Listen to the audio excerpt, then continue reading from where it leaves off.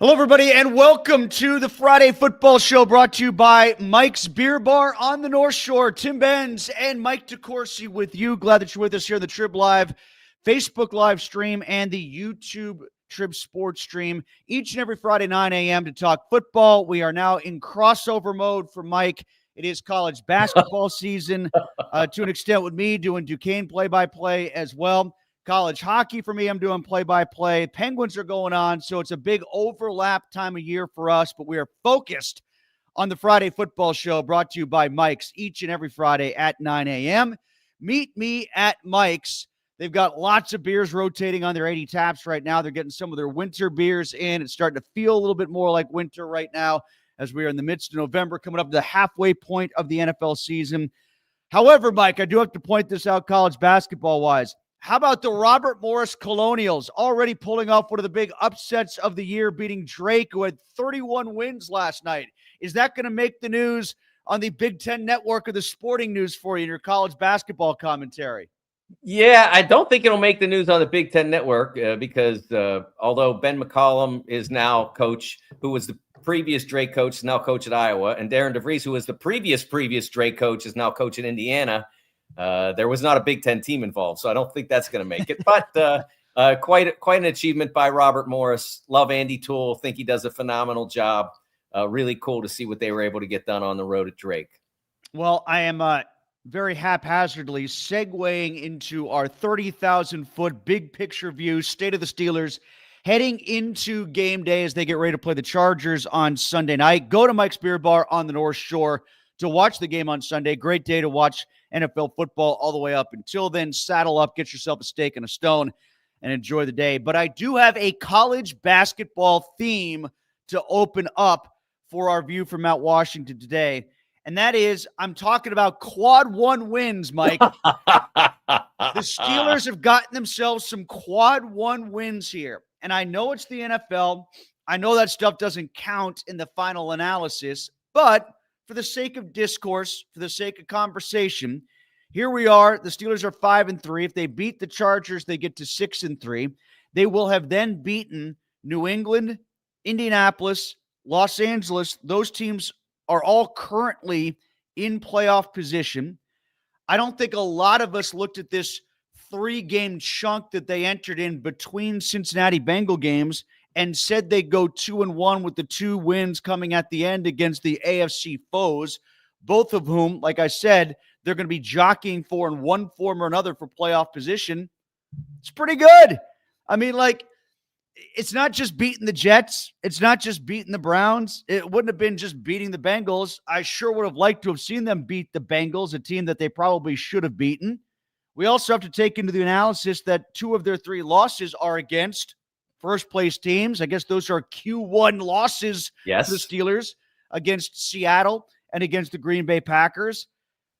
My point is, it means nothing in November except for the tiebreaker part of it, which could be something by the time January rolls around, but you don't have to do the yeah, but. You don't have to do the qualifiers. You don't have to do the asterisks about what their accomplishments are. If they get through 9 games, they're 6-3, and they've beaten a bunch of other teams in the AFC playoff bracket. That's pretty good. It would be huge to be able to do that. Now it's going to be very, very difficult. It's a great challenge to go out to LA and beat the Chargers with a terrific quarterback like Justin Herbert. Jim Harbaugh does a really nice job as a head coach.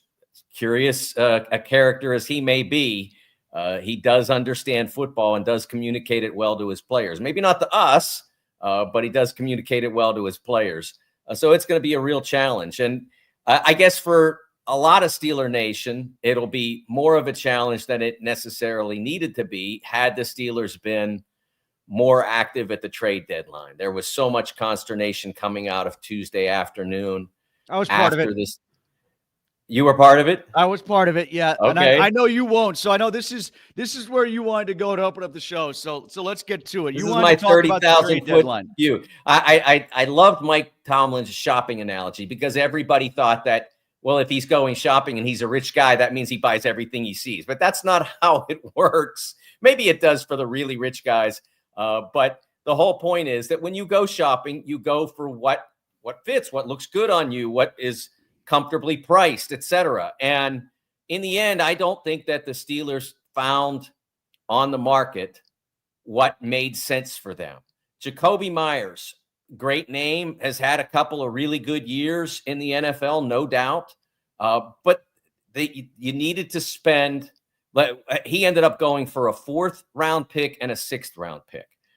I would assume, and this is not necessarily true, but I would assume that in order to get that, you probably would have had to go higher, a 4th and a 5th, or a 3rd and a 6th, or something like that. And we're talking about doing that, not for Jacoby Myers, but for 9 games of Jacoby Myers. At least one of which would be done with almost no practice time at all. And it's not a question of whether it'd be worthwhile to bring him in, but at that cost. Think about this in relation to the player he would be supplanting, Calvin Austin. He currently has more catches than Calvin Austin, no doubt. 1.5 more per game. He has no touchdowns on the season, fewer yards per reception, same yards after catch. I don't doubt that he would make the Steelers better, because then you'd have both of those guys. But does he make you better enough to make it worth the price? I also reject the notion, by the way, before I finish, that this had anything to do with the draft being here in Pittsburgh. Like you're going to light up the north side when you're making that 6th round pick. I don't think it was really about that. I think it was just the Steelers trying to do prudent business, and maybe it had to do with Travis Hunter getting hurt and Jacksonville suddenly having a more desperate need for a wideout, and they upped the ante on what Jacoby Myers was worth. Well, who's running the Steelers right now? Is it Omar Khan or is it Kyle Dubas? I mean, holding on to all these picks, Mike, I mean, they've got plenty to spend. Like they could be they're on track here to have 12 picks, 9 of which between 3 and 6. So I don't think it's all that much of a spend. You're not going to be able to get all these guys on the roster this year. And this notion that all of these mid-round picks are going to lead up to them jumping into the top 5, to me, is a little bit nutty. That's not going to happen either. I think we're overvaluing the picks. I think we're undervaluing the need of having another legitimate receiver if Austin should go down again, if Roman Wilson should go down again, if DK Metcalf should go down for a while. I just don't think a 3rd and a 6th or a 4th and a 5th, like was the asking price for Rashid Shaheed, is all that much. I mean, especially when you've got the other picks to spend. I was not blown away. A lot of people say, oh, that's a lot to give away for 9 games of Myers. Or that's a lot to give away for Rashid Shaheed. Is it? I mean, like everybody loves to do the thing of, well, AB was a 6th round pick. Tom Brady was a 6th round pick. Okay, so was that linebacker they drafted from Iowa a couple years ago. So was that fullback they drafted a couple years ago from Miami of Ohio or wherever he was from. You know, like there's 6 of one, half dozen of the other. You know, like I can find you 6 great storylines of guys who emerged out of nowhere late in the draft. And I can give you 6 guys that you would have. Fred Gibson was a 4th round pick wide receiver. So like, you know, I don't have to fish all that much without finding the other side of the coin when it comes to draft picks that amounted to nothing in those rounds. Oh, no, not at all. Don't get me wrong. I mean, I just did the exact opposite here in a column this week about the Jets giving up on Sauce Gardner for 2 first-rounders. Even that I didn't think – I thought that was a terrible deal by the Jets to get 2 first-rounders for Sauce, because the whole goal with a first-rounder is to get a Sauce. I'm not saying that. I'm saying you have to remember what other things you might be able to do with those picks that are of more significant value. Maybe you move up to a 2 or a 3, whatever it might be. I trust Omar Khan's judgment in this. And again, like if Jacoby Myers had been out there with a year remaining on his contract and they passed on the opportunity to give up a 3rd rounder or whatever, that would have been foolish. But 9 games, I've seen the Steelers make acquisitions before on that, especially on that side of the ball, and not just Mike Williams, but others as well.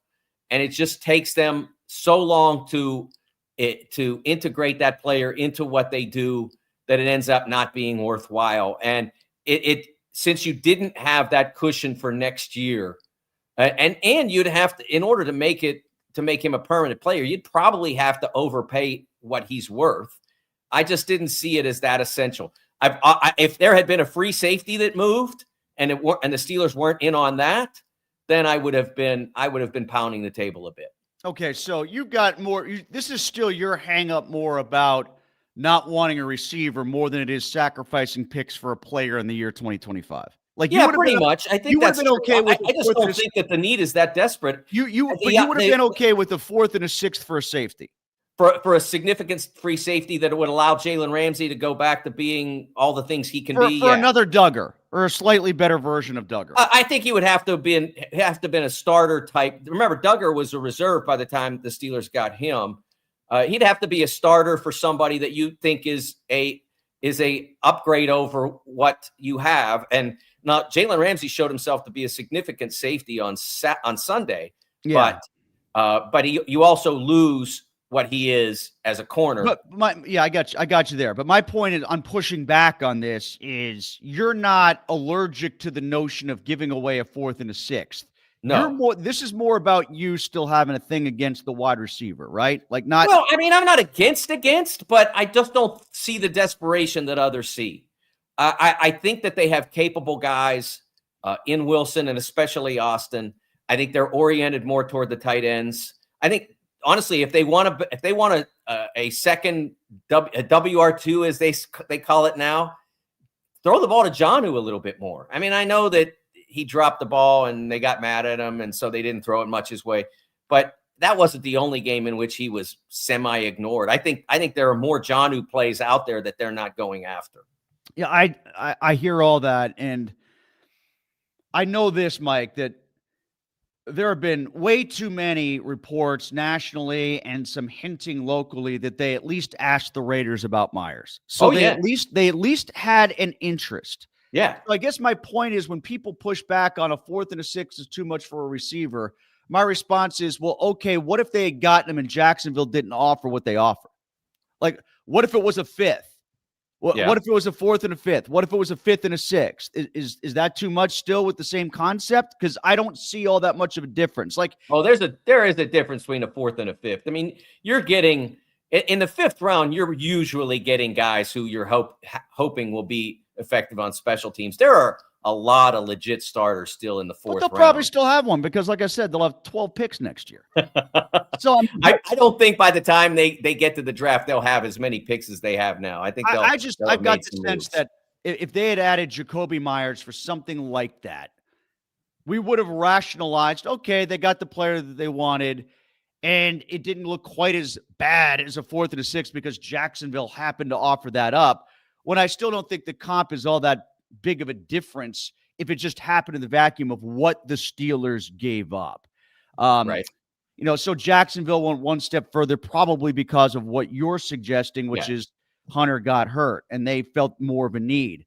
I'm not turning Jacoby Myers into Jerry Rice. I'm not. I just think he's better than Roman Wilson. I mean, I'll even go so far as to say, I think that's true. Absolutely. Is he better than Calvin Austin, though? I don't know, but I still think you need a 3rd wide receiver. Like, I'm looking at this through the lens of what we just talked about. What if they win the division? They're a 9 or 10 win team, and Kansas City comes to Pittsburgh to play in the playoffs. Wouldn't it be nice to have another receiver to throw to that's better than Roman Wilson? And is that worth a 4th or 5th round pick? I say it is. I mean, like, this might be where we disagree on this. Even if it is a 9-month, like, I think they're scared of their own second guessing of what they did with Mike Williams. Like, Mike Williams was worth it for the one catch he had against Washington because he got him into the playoffs.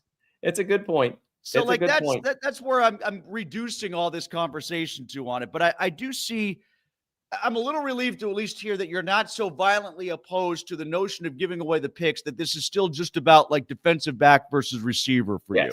Yeah, primarily, yes, absolutely.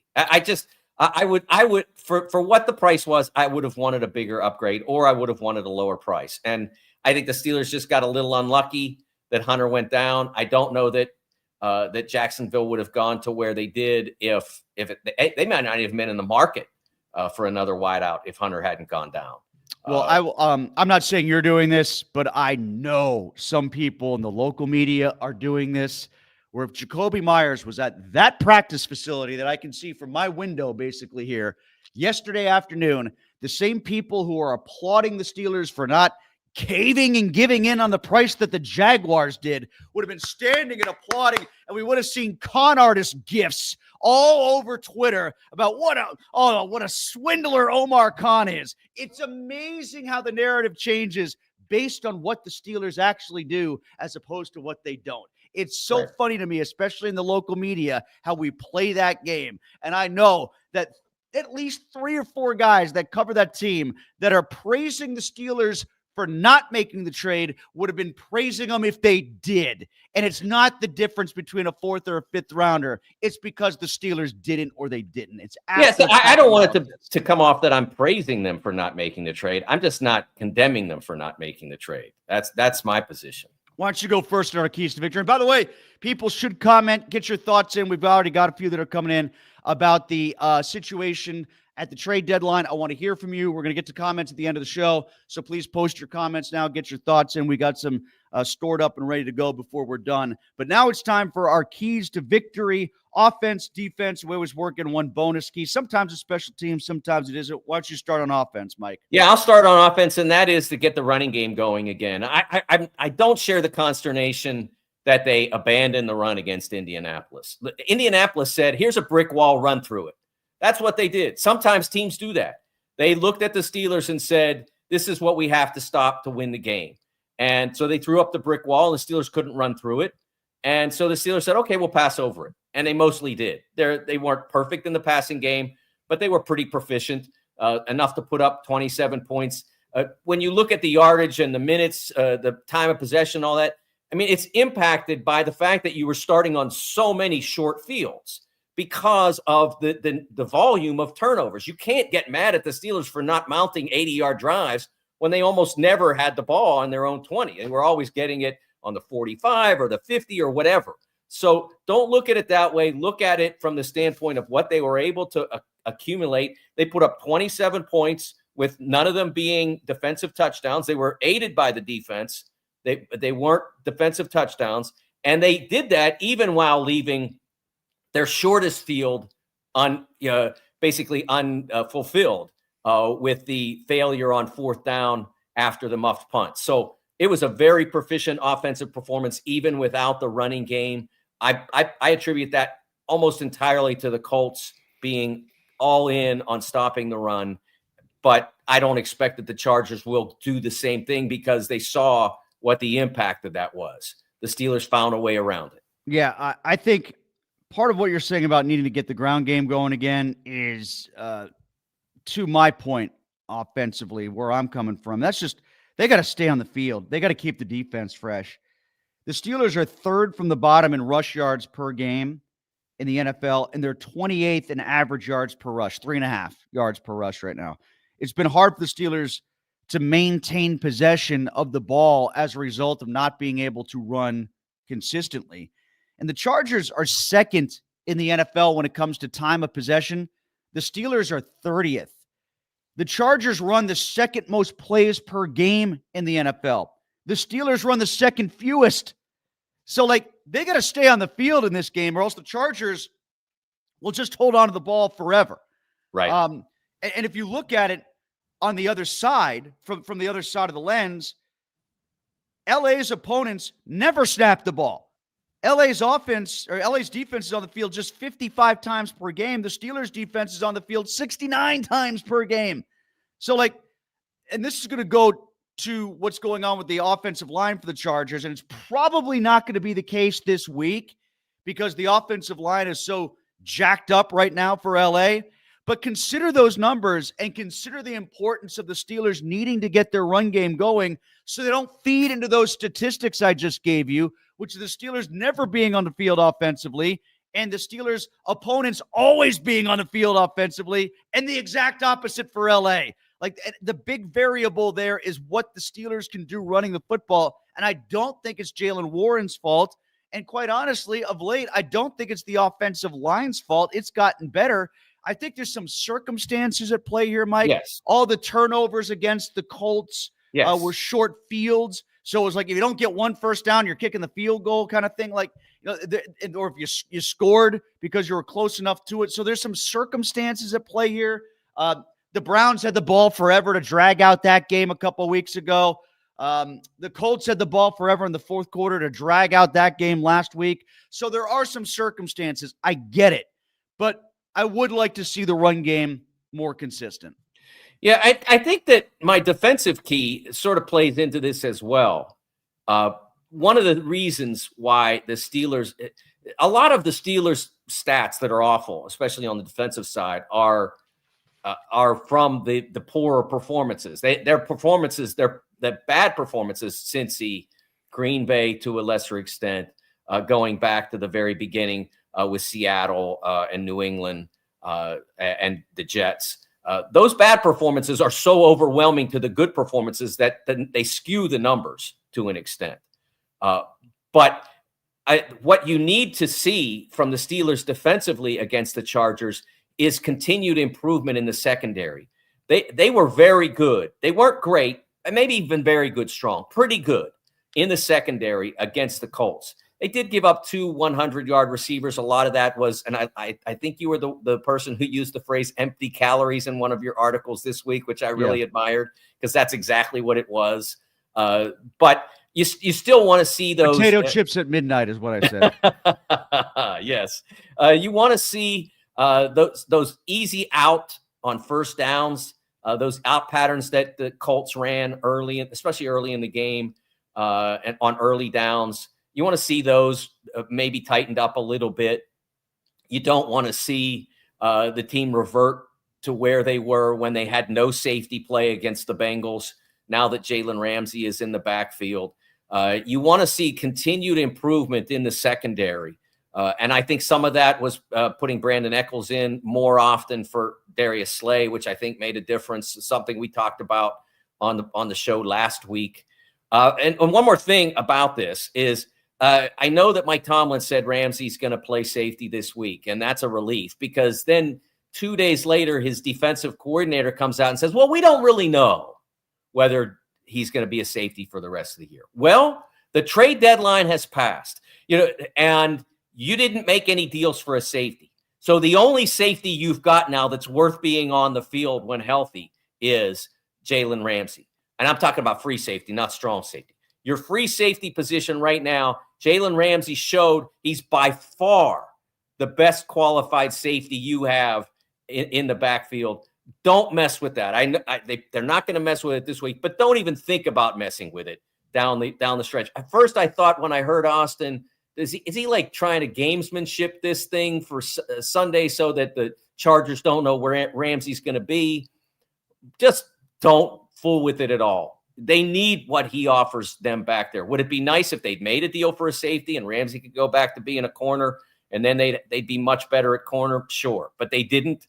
So this is where they are, and this is where they need to be. I agree with that, because I said this at the time when all the hullabaloo started about, Tomlin talking big about, we got guys who can lock down one-on-one. We could play man-to-man defense. This is how we match up against the Bengals, and this is how we match up against the Vikings, because now we have multiple guys to go one-on-one against their receivers. I sort of thought, And this whole thing about, it's going to be Jalen Ramsey who gets chased versus Joey Porter getting chased or whatever. It's manifested to exactly the point that I was concerned about, which is for all of Jalen Ramsey's positive attributes, the thing that he does least well of the things that you need to do as a defensive back is just flat out cover. He does everything else really well, but his just flat out run with a good wide receiver coverage skills aren't what they used to be, which is why I think he's best served, to your point, being at safety, and they have to come up with something else at cornerback. We'll see what that is. Now, my defensive key is exploit the Los Angeles injuries along the offensive line. Take advantage of this. LA is 5-1 with Alt. They are now 1-2 without Alt. Slater's been out for the whole year. Bobby Hart, the guy that they had, who I believe was a Bengal, wasn't he, at one point? Do I have that right or no? They're back up. Right. And they got Trevor Penning, who was busted out with the Saints. And is he going to be a guard? Is he going to be a tackle? He's probably going to be a tackle, but Becton's limited at guard as well. Make them pay up front for their lack of depth or their tested depth, because it feels like the pass rush found a little something last week. The different looks that they had with multiple inside linebackers, multiple outside linebackers looking like they're inside linebackers at times. They did some different things that worked really well against the Colts. the turnovers come hand in glove with when they create pressure with the pass rush. Get them one-dimensional, win in the rundowns, and go after Herbert. That, to me, is the biggest key in this game. It's something we talked about that they should have done against the Bengals. I distinctly remember that game against the Houston Texans a couple years ago where Kendrick Green was playing for them. Like, oh, they got Kendrick Green. They're going to have to blow up that offensive line. They got like one sack on Stroud. There's a game against the Colts a couple years ago where they came in limping along the offensive line in a similar fashion. They got like one sack. I think it was against Gardner Minshew. So, this is one of these games where it's obviously in favor of the Steelers' defensive front to blow away the offensive front from the Chargers. Do it, get 6 sacks. Do what you did last week and win it that way. One of the things that I think it bears noting was your emphasis on the offensive line a week ago, or the defensive line, excuse me, was to get your hands up and deflect balls. And it was really telling early in that game. That was a huge, obvious emphasis for the Steelers. They made sure, even though Daniel Jones is nearly a foot taller than Dylan Gabriel, they basically looked like the same guy. Right. Gabriel couldn't get a ball off against them. And Daniel Jones, who is as tall a quarterback as basically there is in the league, couldn't get anything off against them, because when they didn't get all the way home, and that's usually the case for the defensive tackles, the guys that are right in front, Cam made sure the hands went up. Harmon made sure the hands went up. Benton, those guys were all making it difficult for Jones to see. So your point about that a week ago was really true, and I think it holds true again this week. You don't know that you're going to get home all the time, but if you're always being disruptive when you realize he's about to throw, you create opportunities like you saw, multiple tipped balls. One or two of them even went for interceptions against the Colts. That has to continue. Yeah, and only 5 teams in the NFL have allowed more sacks than the Chargers. Herbert, I think, is the most hit quarterback in the NFL so far this year. The Steelers have 27 sacks. They do come in bunches. Make this game be one of those bunches. And I'll just kind of leap into my bonus key, which is so oftentimes when they have a good pass rush, that's when the turnovers happen. Win the turnover game here. You have to win the turnover game against the Chargers.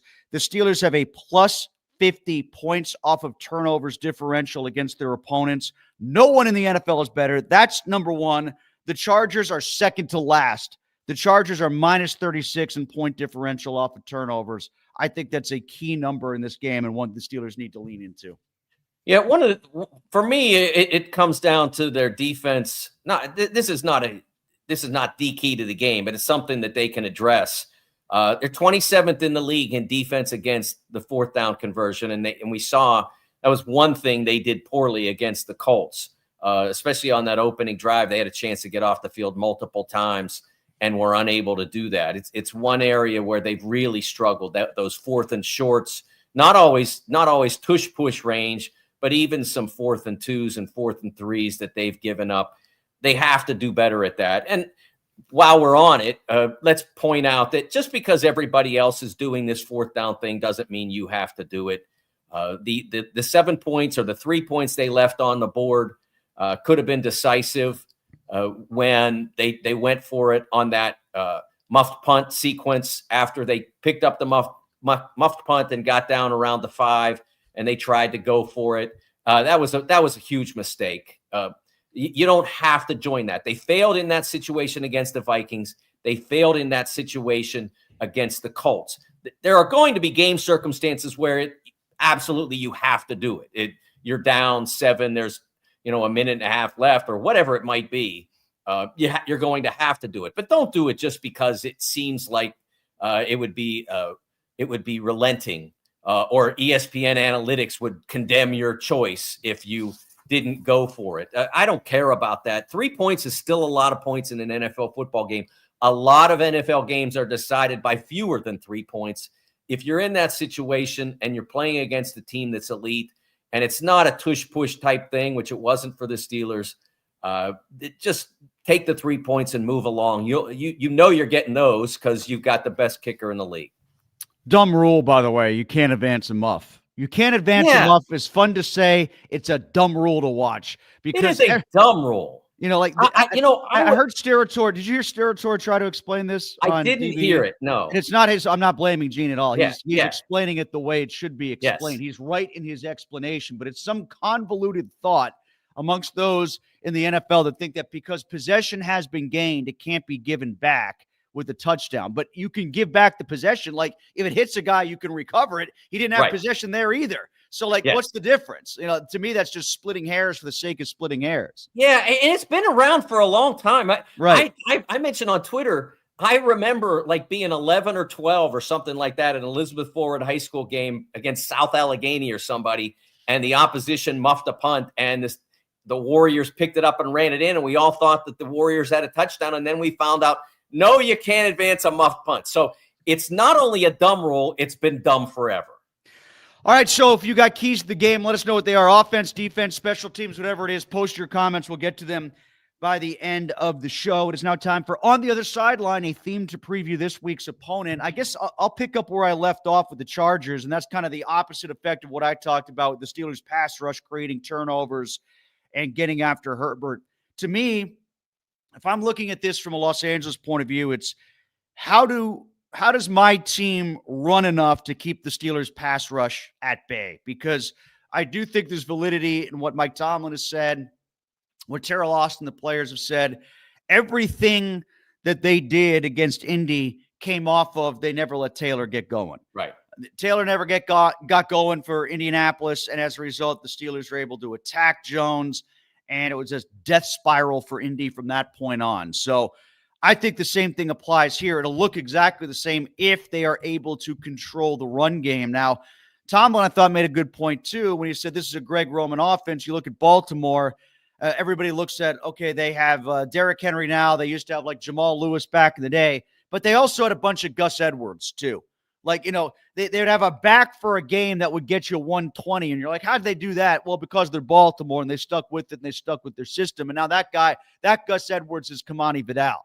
So, like, or is it maybe it's Jared Payton? Maybe it's one of those two guys. But it feels like they could do that again. And if I'm LA, how do you make that happen? Make it simple for the offensive linemen. Win by pushing forward and just getting 4 yards at a time, and don't get Herbert killed or batted balls in the air that turn into interceptions.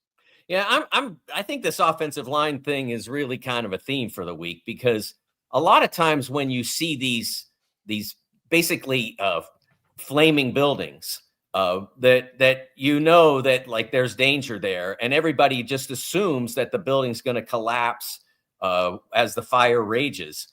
A lot of times it doesn't work out that way. I mean, and a great example of that is just this past Sunday here in Pittsburgh was all the things I was reading online where the Steelers are down their top 3 safeties. And my first inclination to that was the Steelers don't have 3 top safeties. It doesn't matter what the depth chart says. They just have 3 guys that say S by their name. So this is not the same thing. Joe Alt's a fantastic football player. But the point I'm trying to make is that you can't just assume because their offensive line is in tatters, or whatever phrase you want to use, that the Steelers' defense, which just wrecked maybe the best offense in football, is automatically going to do the same. The Steelers have to make this their focal point. They have to say, we have to win this battle in the same way that we won last week's. Not because those guys are bad players or backups or whatever. They're still NFL players. Backups go into games all the time and succeed. So the Chargers, they have to go in with the belief that they can do this. But, you know, I'm turning it around because obviously this is a Steelers-focused podcast, and they can't just go in there and assume that this is going to be easy because those guys are broken.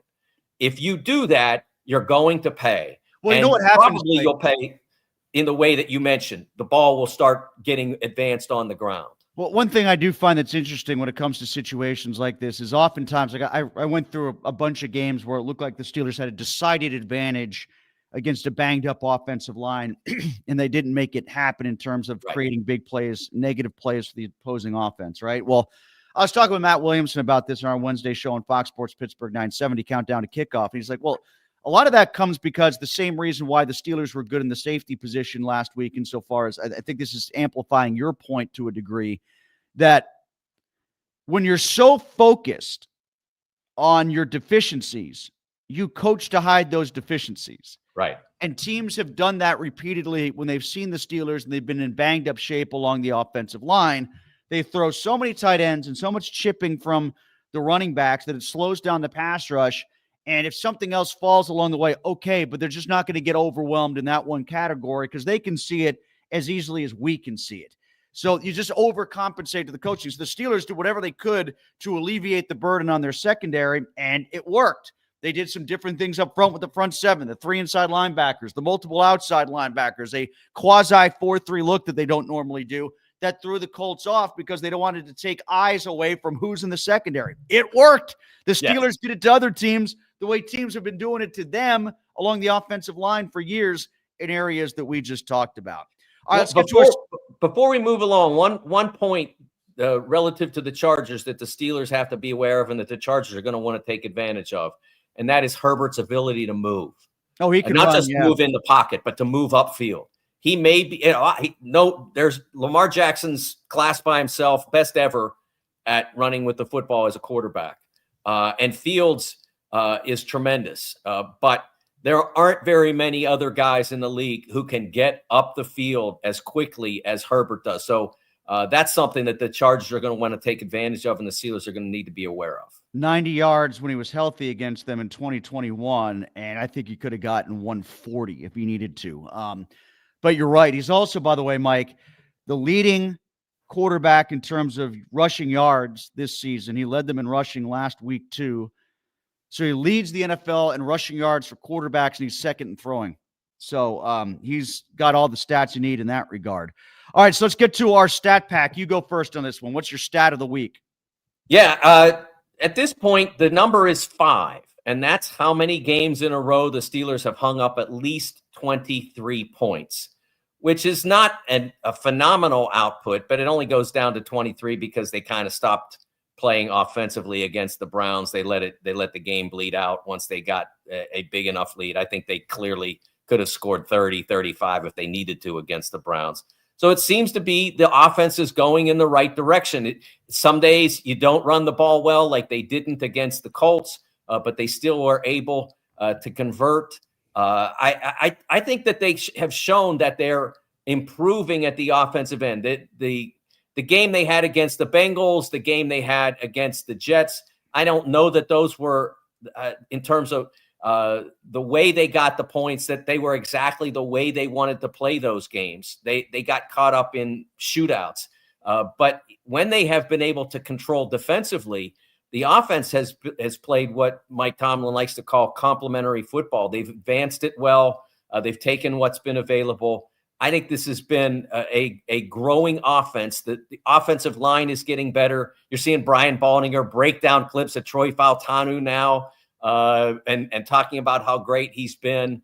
So I think that they're starting to get there, and it would be something that they would do really well in LA to do it against this Chargers team.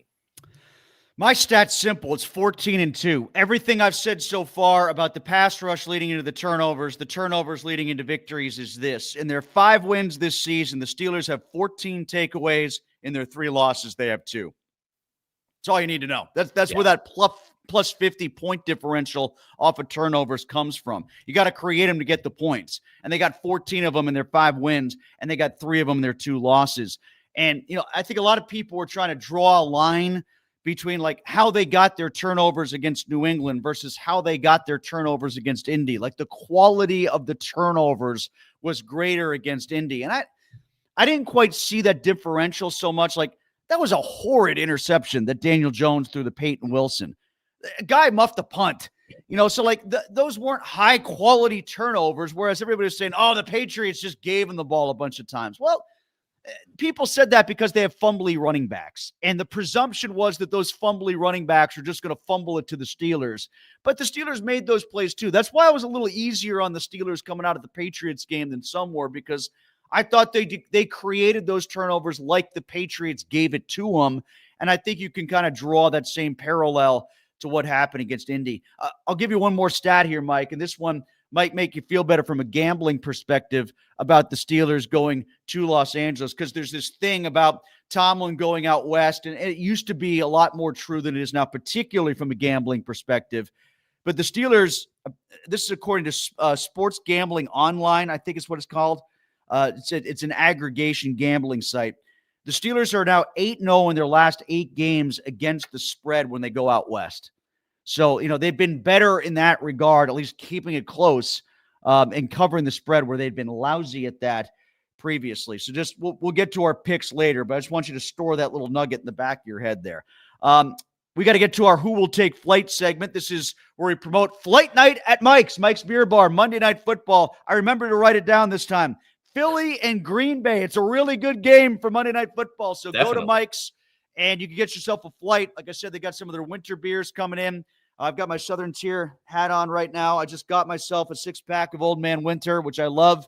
I'm sure you can get that at Mike's. If not this week, then soon. Mike's Beer Bar on the North Shore for Monday Night Football. Flight night. Get yourself a sampling of all their beers. Who will take flight, Mike, for both teams? Give me one guy from the Chargers, one guy from the Steelers. Well, for the Chargers, I'm going to go with Herbert. I don't necessarily know that it guarantees the Chargers win the game or whatever, but I think if you're a fantasy owner of Justin Herbert and you have a choice, I'd go with Herbert this week. I don't like in the fantasy football leagues that I've had, I don't like to play players against the Steelers, but in this case, I would advise others to break that rule. I think he'll have a fair amount of rushing yards and a lot of passing yards. The question is whether, what exactly it will translate to in terms of victory. But I would go with Herbert on the Chargers side. And for the Steelers, I'm going to say Joey Porter Jr. And partly because I think he could have a good game, but mostly because I need to go on a rant about how he's perceived at this point by Steelers Nation. He had a sack and an interception against the Colts. He had 6 solo tackles and 4 passes defensed in that game. And all I heard about from the louder portions of the fan base was that he had 2 PIs. Look, the guy's been penalized 4 times this year. It's not an exorbitant number. He's not had he wasn't healthy the entire season, so we don't have full season stats. But he's a quality cornerback. He's not elite. He might still get there. We don't know. But I at a certain point, I said to myself, maybe it's been so long since this franchise saw a decent cornerback, they've forgotten what it looks like. I guess Joe Hayden was a little while ago. They got the end of Joe Hayden. They had that one really good year with Nelson and Hayden. I thought those two guys in Nelson's first year was good. It's just, he's not perfect, and he probably gets some calls based on his reputation. But he's a pretty good, solid NFL cornerback, and the Steelers have had so few of those, and certainly have so few of those now, that I would complain less about him. Situationally, does he have to be better? You don't want him to be giving up the PI that leads to the winning touchdown, but that hasn't happened very often. Yeah, I'm going to go with, and you knew I was going to do this. I mean, this is the least surprising choice in the world for who will take flight for me from the Chargers. It's Syracuse's Oronde Gadsden, who was, a 7th-round pick. He's exactly in the NFL what he was at Syracuse. He's an oversized wide receiver playing slot tight end, and he's really good at it. And he has emerged in the last 4 games to be something pretty special. If you look at the target share and the routes run per passing attempt, since he had his it wasn't even the big game that he had where he went off for 164s. The game before that, he started to emerge, and he has really become a focal point for the Chargers. And I'm just wondering how the passing tree changes. And actually, Mike, I'll follow up on what you just said. I'm real interested to see in situations where they do go man, well, A, how often do they go man? And B, when they do go man, who's Porter taking? And who's Eccles going to take? And how do they handle Gadsden as the big tight end who's basically a wide receiver in the slot? And then who covers McConkey as a true slot? Like the Eccles-McConkey matchup, I think, is kind of interesting. I think that's like on like there. But if you want to use size, like with Allen and Porter, then who you trust? Is it Pierre on Quentin Johnston, who led them in receiving yards for the first 4 weeks and then hasn't since? Like, I don't know exactly how they're going to do it, but it is interesting to see those chess pieces on the chessboard for how Herbert is going to target these guys, especially now that Gadsden's come in the mix, and he's made it more difficult on teams to do that, opposing defenses. And by extension, then I'm just going to say either Eccles or James Pierre for my Steeler. It's kind of the same thinking that you just brought up, Mike. It's just the other corner. Like, how do they, especially since Slay seems to be not necessarily on this play no mind list or serve no mind list, but he's gotten moved down the rotation. That's for sure. If you have to play him against one of those guys, this is a bad week to have to play Slay more if they're going to have to, I think is my point. Yeah, I agree with you. Pierre, had a lot of difficulties early in his career.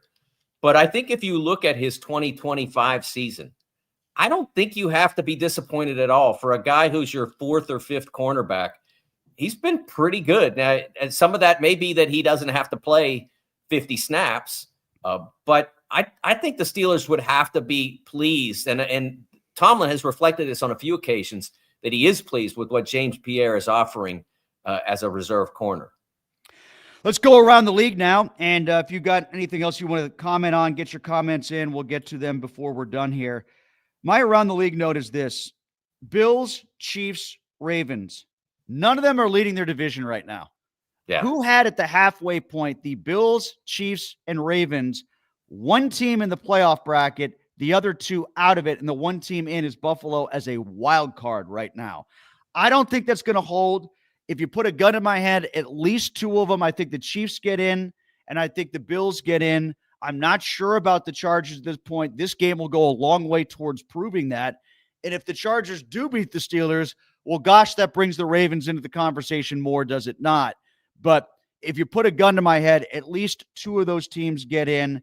And I still think it's likely that the Bills win that division by the end of the season. And I think the Chiefs get in as at least a wild card. Maybe it's a little late in the day for them to catch the Broncos. We'll see. The Broncos did everything they could to not win against the Raiders last night, but they won anyway, 10-7. I'm glad I was at the Penguin game and I didn't have to watch that one. Oh man, did you luck out there? Well, yeah, because the Penguin game was pretty entertaining, actually. Yes. But at any rate, that's my league note. Oh, I want to throw one other league note out there. I got to say it. Ben Roethlisberger's podcast. The shot at Kendrick Green. All right, I put this in First Call today at the Trib. He was talking about how Aaron Rodgers was given DK Metcalf before Rodgers even got here, and all I got was a center in my last year who had never played center before. Man, you had Antonio Brown. You had Lev Bell and Hines Ward and James Conner and Heath Miller. And that same draft, they got you Freiermuth and they got you Najee Harris. So, like, what are you complaining about? Like, this, that's so classic passive-aggressive Ben, except it wasn't passive. That was just aggressive. That was just a shot at a guy who's sitting on the practice squad in Buffalo picking his nose, thinking, why is my name trending on Twitter today? It's because Roethlisberger can't get over this replacement for Pouncey thing. And there's another thing. Ben, they kept your offensive line together for 10 years. I mean, like, what are we talking about here? He's so this is like the second or third time he's mentioned the Kendrick Green draft choice in his last year. He's so hung up on that. Ben, let it go. You had AB and Lev, for crying out loud.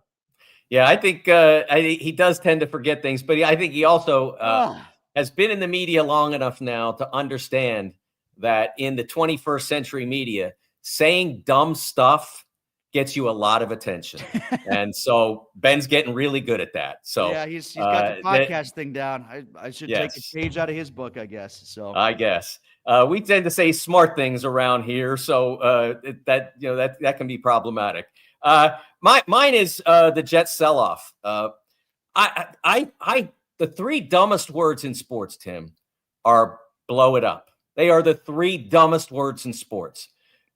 Blow it up works for one person in all the organization and all the fan base. Works for one person. It works for the general manager. Because once you blow it up, then they have to keep you to ostensibly put it all back together again. And that's that. And so you get 5 years, 6 years, or whatever, making 7 figures. That's pretty good. You don't want to lose that job in any hurry. So that's what blow it up is all about. When you have a Sauce Gardner on your team, you keep Sauce Gardner. You've already locked him up contract-wise. That cornerback position is only going to get more expensive over time because that's what all the positions do. You've got him locked up on a good contract. He's a high-quality player. He's a high-quality character person in your locker room. You don't want those guys gone. And I figured this out. He was taken with the 4th pick in the 2022 draft. Okay, so what I did was I said, you're almost certainly not going to get a top 4 pick in the 2 picks you got for him. So from 5 to 32, what are your odds of even getting a Pro Bowl player out of that? And so I went 22, 23, and 24 drafts, 20%. Your odds of getting a Pro Bowl player are 20%. And hey, Steelers fans, that includes Najee Harris. So it's not exactly getting Sauce Gardner. It was a foolish, ridiculous move that doesn't benefit Jets Nation. I got some Jets fans. I have one very good friend who's a Jets fan says, if it helps us get the quarterback we need, you don't need any help. You're going to have one of the first 3 picks as it stands now. And the only reason you're number 3 in the overall draft order now is because you already had your bye and the Saints didn't. So relax. You're going to be up at the top of the draft. You didn't need to trade good players to get extra picks. You traded away a guy who could be locked down on one side of the field for a decade, and you gave it up. All right, let's get some comments here. We'll start with Dylan, who says, forget the run, stop Herbert. You're right, Dylan, but he's the bigger story. And maybe you're trying to say, forget Kamani Vidal and stop Herbert. Yeah, but I think the easier way to stop Herbert is to stop the run first. And you don't want to Chase Brown this, where you let the running back help dictate what you do. Right. And we all know how obsessive the Steelers get about that, where they let 2 big runs from Chase Brown change their whole thinking about how to handle the pass game with 2 star wide receivers. So that's why we're talking about the run. And oh, by the way, stopping the run is stopping Herbert. We just talked about that. He had 90 yards against the Steelers when they played out there last time. It wasn't an issue last year against him because he was hurt. He had a bad leg. So I don't think you have to differentiate between those 2 points the way that you are. I'll get to a couple here, and this guy agrees with you, Mike. Yinzer Gear Store says, our good friends there, agreed, Mike, stick with the Ramsey back there, or stick with Ramsey back there, meaning safety, and build that cohesion. Communication issues seem to be one of their biggest problems. If you found a good mix, lean into it and figure it out at corner. He also added about the wide receiver thing. Christian Kirk getting injured last year. Remember that? The collarbone when the Steelers were apparently allegedly closing in on a trade to get him. Travis Hunter this year, Jags butterfly effect 2 years in a row. Yeah, maybe. There might be some truth to that. I don't know how much I believe how close they were to the Christian Kirk thing before he got hurt. And if they were that close, they shouldn't have let him play that week. I keep coming back to that. I said that at the time. I say that now. But he agrees with you about the Ramsey thing. Yeah, I think that Ramsey showed there was a solidity to the back 4 or 5 against the Colts that hadn't been there at any game this year. And they obviously needed to keep that intact. I'm glad they're going to do it again this weekend. And I just hope they commit to it over time. I don't think Chuck Clark coming back healthy. I believe he practiced this week so far. I don't think that changes anything other than your depth. And Ramsey gave you a quality that changed your defense. And I think you have to stay with that. Steve sent a tweet about the Steelers holding on to draft picks. He says the goal is clear at 9 and 8. They won't even be able to roster all these picks next year. Tomlin hasn't identified offensive talent in the draft for a long time.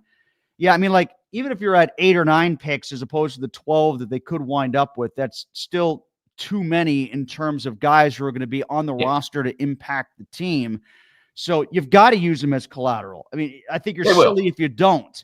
Now, some people are saying, like, and we kind of danced around this earlier when we spoke about it, like, you can have all the 4th round picks in the world. It's not necessarily going to get you up to number 5 in the draft and actually I'll get to the second part here from Frank, because you brought this up too, Mike. Frank says he sent a tweet about the draft being in Pittsburgh next year. I do think the draft being here made them reluctant to part with high picks.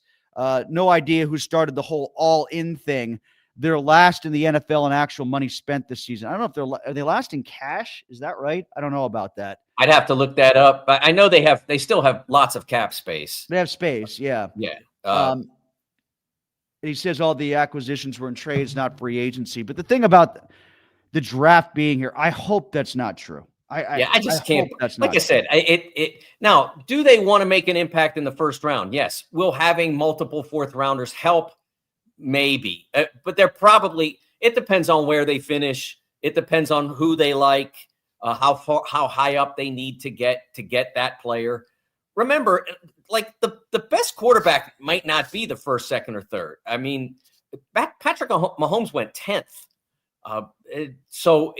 Aaron Rodgers went like 24th. So the best quarterback isn't always 1, 2, or 3. He may just be the most obvious prospect. And, Trey Lance went 3rd. How'd that turn out? Well, we just got good.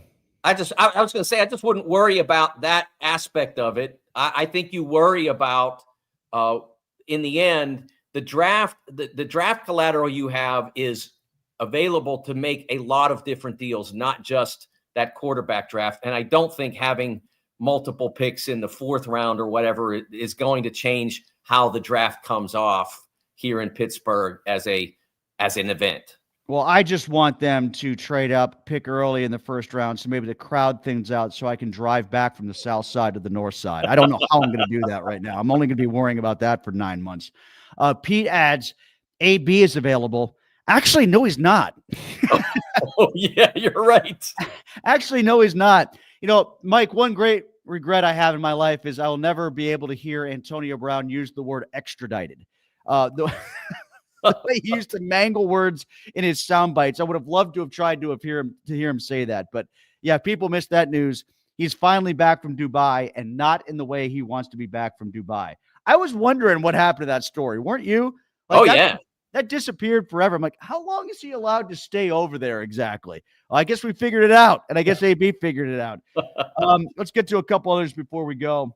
This one comes from @2hiphop or hip pop or whatever, or high pop. I don't know. He says this offense can't match the Bills, KC, and the Ravens score for score in the playoffs. They need whoops, I lost it here. They needed more weapons, and he's talking about the trade deadline, plus the D only shows up part-time. Well, they showed up full-time against the best offense in football last week. Now, yeah, well, why would you say that this week, that they can't match those teams score for score when they just outscored the best offense in the league? I will say this, the caveat to that, though, Mike, is they did that on a day where the defense did show up full-time and gave them some short fields. So. But in order to advance against those teams, the defense is going to have to play well, and the offense is going to have to play well, and the special teams are going to have to play well. They're great teams, or potentially great teams. We'll see Baltimore twice, playoffs or not. So we'll see how they go. We'll see Buffalo as well. Look, those are going to be hard games. Just as Sunday's going to be a hard game because the other team's a quality team and the Steelers are still developing. But I'm not going to sit here and say they can't do such and such when they just did do such and such. All right, let's get to our predictions, Mike, because we're running out of time. You go first on your prediction and give me a player prop or a team prop as well. Yeah, if I were one listening, I would totally disregard my pick for the winner because at this point, every time I've picked the Steelers to lose, they've won. So, and every time I've picked, I'm really failing on the picking of the winner of the games. I'm really on a losing streak. I am killing it on the props. I'm with you. We're the same way. We're almost 100%. I don't think I've missed a prop yet. I maybe one in 8 weeks or whatever, but not many. So I'm going to say Chargers 28, Steelers 24. I think the Steelers cover.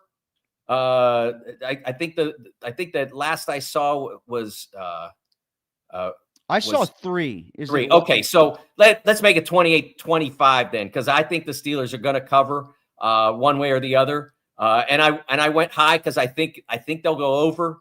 I know good job, Chris. He changed it right there for you, Mike. They came very nice. They came really close to going over last week, even though it was a high total. And the Colts played so poorly. My player prop, I'm going DK Metcalf over 49.5 yards in receiving. He went under in the number last week, which was a winner for us in terms of total receptions. But I think that however many catches he gets, he's going to beat 50 yards. All right, so I'll say 26-22. I'm going to go Steelers win this. I just think that the issues along the offensive line are so pronounced. I will give you some, if Mike, you might want these, all right? Now, this has to do more from a gambling perspective, but the Chargers have won 6 straight games as favorites against AFC North opponents. Maybe that's Harbaugh to Harbaugh communication there. I think it might be, at least for the other teams, not Baltimore. The Chargers are 5-1 against the spread in their last 6 games at home against AFC teams. And the Steelers have failed to cover in 5 of their last 6 road games as underdogs against AFC opponents. So none of those numbers are good. However, like I said, they're better going out west than they have been. I just think the issues along the O-line are too pronounced for a position that's so important for what the Chargers want to do. So I'll take the Steelers to win. And I'm so hot on the player props right now, I'm going to give you 2. Okay. Nick Herbig, at least a sack and a half. All right. If he gets that, your game pick may come through. At least a sack and a half for Herbig. And this is a rare game where neither team has the pronounced advantage at kicker. Both kickers are very good. So Dicker the kicker and Boz both hit one over 50 in this game. All right. So they both have a field goal 50 or longer. Those would be my 2 player props for this week. So you have Herbig going over at least 1.5 sack and a half. What is the line? Is it 1? The line that I saw, well, you can get it. You can, Gotcha. You would get like higher odds if you said at least 2. Gotcha. Or 2.5, you get even higher odds. So like you pick whichever number you want. I think that came in at like plus 210, maybe. Gotcha. For him, or plus 170. I don't quite remember because they do it on quarters. Because like for them, it's like plus or minus 175 because you need a quarter sack because you can't land on the number. They don't want you to land on the number. So in some way or another, I'm sure the NFL will figure out how to get quarter sacks in there or third sacks or something like that. All right, Mike, great job. I know you got college basketball duties now, so it gets busier and busier for you. Thanks for doing this, and we'll catch up with you next week, all right? Sounds great. All right, Mike DeCourcy from the Sporting News, Fox, and the Big Ten Network. Check him out for all his college basketball coverage as well as his NFL coverage in the Sporting News and here on the Friday Football Show. Listen to him on the Mark Madden Show as well. And we'll have the Madden Monday podcast with Mark here on Monday, late after the game against the Chargers on Sunday night.